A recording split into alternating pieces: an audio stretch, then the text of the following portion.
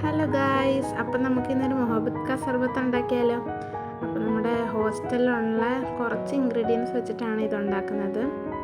ആദ്യം തന്നെ നമ്മുടെ വാട്ടർമെലൺ ഒന്ന് മുറിച്ചെടുക്കണേ. നല്ല ചെറിയ പീസായിട്ട് നമുക്ക് എത്രയാണോ ചെറുതാക്കാവോ അത്രയും ചെറുതാക്കിയിട്ട് മുറിച്ചെടുക്കണേ. അത് കഴിയുമ്പോഴേക്കും അത് സ്പൂൺ വെച്ചിട്ട് നല്ലപോലെ ഉടച്ചെടുക്കണേ. എത്ര ഉടയ്ക്കുന്നോ അത്രയും നല്ലതാണ് ഇത് ഉണ്ടാക്കാൻ വേണ്ടിയിട്ട്. പിന്നെ നമുക്ക് മധുരത്തിന് ആവശ്യമായിട്ടുള്ള പഞ്ചസാര കൂടി ചേർത്ത് കൊടുക്കാവേ. പഞ്ചസാര ഇട്ട് കഴിഞ്ഞപ്പോൾ നല്ലപോലെ സ്പൂൺ വെച്ചിട്ട് ഇളക്കി കൊടുത്തുകൊണ്ടിരിക്കണേ. പിന്നെ കുറച്ച് പാലും കൂടി ഒഴിച്ചിട്ട് നല്ലപോലെ മിക്സ് ചെയ്യണേ. അത് കഴിയുമ്പോഴേക്കും കുറച്ച് ചിയാ സീഡ് കൂടി ഇട്ട് കൊടുക്കാവേ. ഇവിടെ കസ്കസ് ഇല്ലാത്തതുകൊണ്ടാണ് ഞങ്ങൾ ചിയാ സീഡ് എടുത്തത്. ഇതൊന്ന് നല്ലപോലെ മിക്സ് ചെയ്ത് കൊടുക്കാവേ. അപ്പം നമുക്കിതൊന്ന് ടേസ്റ്റ് ചെയ്ത് നോക്കിയാലോ.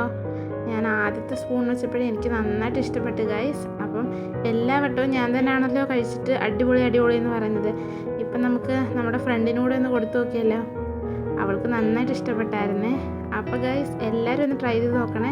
അപ്പോൾ ഗൈസ് ഇന്ന് ഇത്രയൊക്കെ ഉള്ളൂ. ഇനി നാളെ കാണാം. ബായ്.